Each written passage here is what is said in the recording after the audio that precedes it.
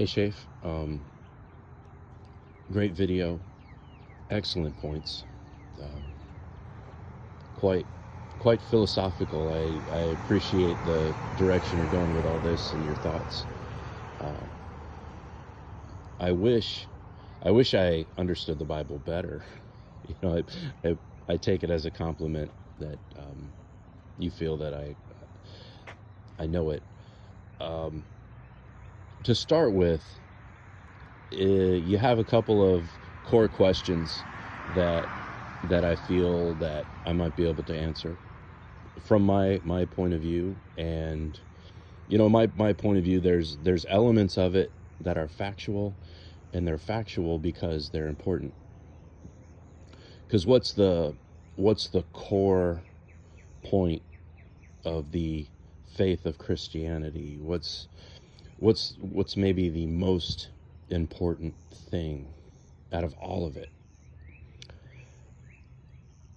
The most important thing out of it is also the reason why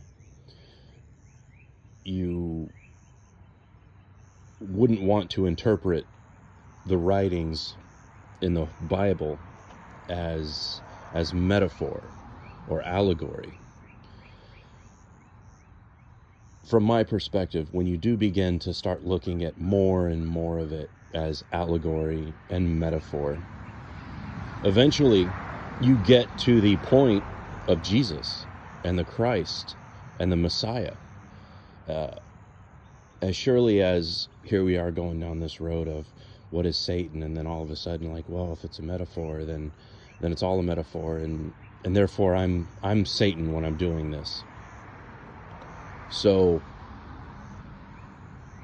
taking that one step further, and the cautionary, what I believe that I would need to be cautious about is, well, when you're doing these other things, do you all of a sudden think, well, if maybe Jesus is a metaphor, then Yahweh must be a metaphor, and God's a metaphor, and if Jesus is a metaphor, then it's metaphorically that he died for our sins, and metaphorically, then when I'm doing good, then I must be Jesus. Next thing you know, you're having sex with all the people in your little compound, and the ATF comes and burns your compound down, and then Netflix makes a revisionist history over what you did.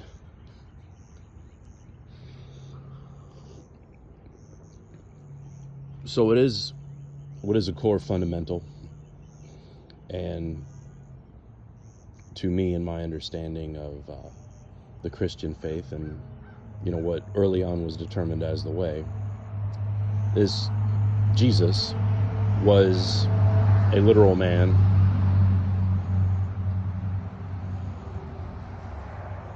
the only begotten Son of God, who came down to earth and died for our sins so that no man shall perish. So, interpretation of the Bible. There's challenges to it, and taking the metaphor thing one step further, I think Dan Carlin did a hardcore history on it. Shortly after the Reformation, all of these cults popped up where these what's the word for it? These warlords interpreted the Bible and used it to their advantage. Like the movie Book of Eli. Give me the book that helps me to control people. When you start to say Jesus has all these good teachings, and it's almost like the Buddhists are giving an inch to take a mile, and then it begins to whittle away, and then takes away the core essence. It's my definition of it. It's Gnosticism working its way through. So back to the core question: is Satan a real thing, a real guy, as you said? To answer the question with a question, and there's some resources on it. blueletterbible.org. If you turn on the Strong's tool, it gives you the Strong's number next to the different words. So the question to the question is Satan Lucifer? Is the dragon? Is the serpent? Are all those things Lucifer? Is that what we're talking about here? Is to the devil? Are all those things, if we say is Lucifer Satan? The Bible has reference that Lucifer was an angel. Now, is an angel a real thing, or is angel a metaphor of the messages of God? When the Bible talks about, in I think it's Revelation, when 33 and a third of the angels are cast out of heaven, the third heaven, I think it was, is that then Lucifer? I believe, in the way I understand it, and I very much acknowledge that I could be wrong, Satan and Lucifer are different than, say, like the devil. The devil made me do it. Where you stand on demons and evil spirits, that's a question that we need to expand on its own. But to refer to, say, Lucifer in the book of Job, hey, where have you been? Like, oh, I've been going throughout the earth doing my thing. What does that mean against Jesus saying to Peter, "Get behind me, Satan"? Was Peter Satan? Satan himself, or just in that moment? Or, to me, I believe that the devil, there I go messing it up. The way I interpret that, or the way it can be interpreted, was that in that moment, Satan was possessing Peter in an element or in an effort to tempt Jesus Christ right there. Because if Satan's man then, was during the temptation of Christ after the 40-day fast, was the 40-day fast a metaphor? Or was it literally no food and water for 40 days? And if Satan was Lucifer, did he come down on dark blackened wings and say these things to Jesus? Now, you're speaking of the id and ego and superego.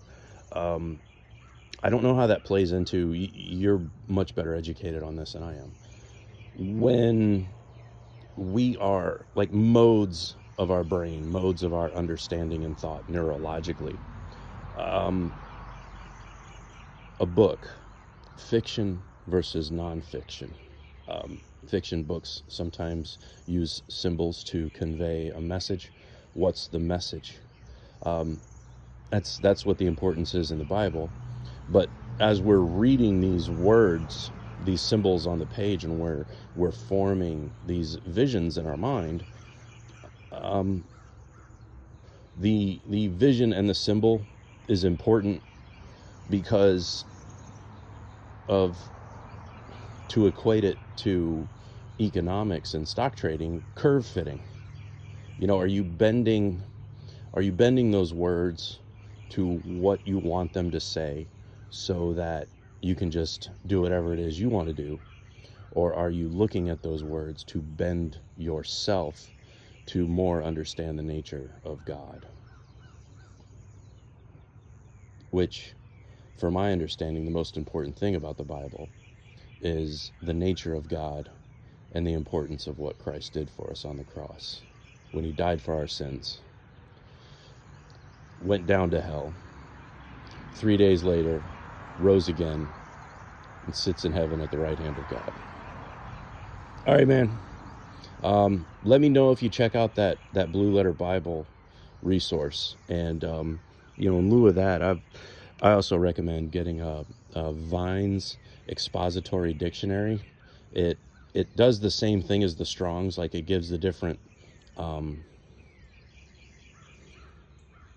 reference to, you know, any time a particular word is used in the Bible. A concordance also, along with the definition with the Hebrew and the Greek. All right, my man, take it easy. Thanks again for the video.